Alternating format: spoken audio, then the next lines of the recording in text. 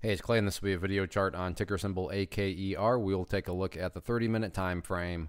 Real quick, what do I mean by 30-minute in case maybe you're new to charts? Instead of each one of these candlesticks here representing 1 day's worth of price action, which is what you would normally see, each one represents 30 minutes. So while this here may look like several days worth of time, it's actually today's price action broken down into 30-minute time slices.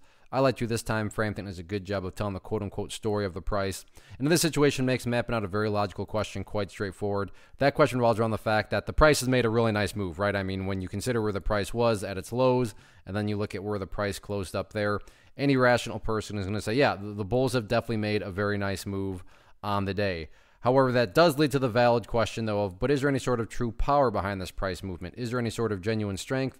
Or is this just some sort of knee-jerk reaction, dead cat bounce type move? I have no idea, but like I said, by using charts, we can make answering that question very straightforward. And in my mind, it all revolves around a single area.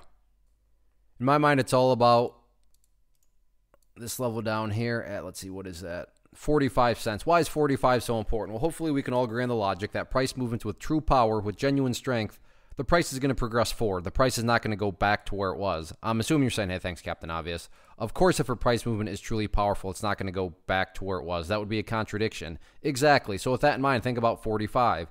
Any sort of closes below there, or worse yet, if the price separates to the downside, what would that be doing to the price at that point in time? That would literally be putting the price right back inside of this range that it just broke out from. Again, going back, not a sign of true strength. Whereas let's say the price pulls back, not saying it will, but goes on a pretty severe pullback, comes down here, behaves in this manner, and then starts to work its way back upwards. What would you have in this situation? Well, you'd have a set of lows right here. You'd have this set of lows down here. If you picture each of these as stair steps, well, hey, now you have stair steps progressing in the upwards direction. And again, that's the name of the game. That's what a truly strong move is going to do over time. It's going to make progress forward. And in this situation, make progress being defined as staying up above 45 cents right there. Ideally speaking, staying up above the pink line, which is the 200 periods moving average. That would be the best case. That would make the chart look the strongest. But, you know, it's not the do or die or anything like that. The very important one down there at 45 cents for the reasons we just discussed.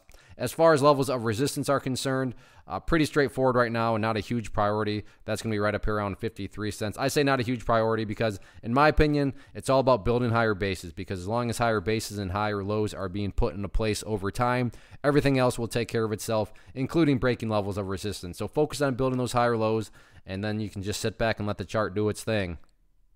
One of the biggest questions I get is, hey Clay, how do you find the stocks that you trade? So what I've done is put together a free resource guide where I talk about the tools that I use to locate stocks that I find interesting and think may have potential. So if that sounds like something that could add value to you as a trader, then click on the image that is up on the screen right now and I will email you the guide. The guide itself is very short and to the point, and best part, it's completely free.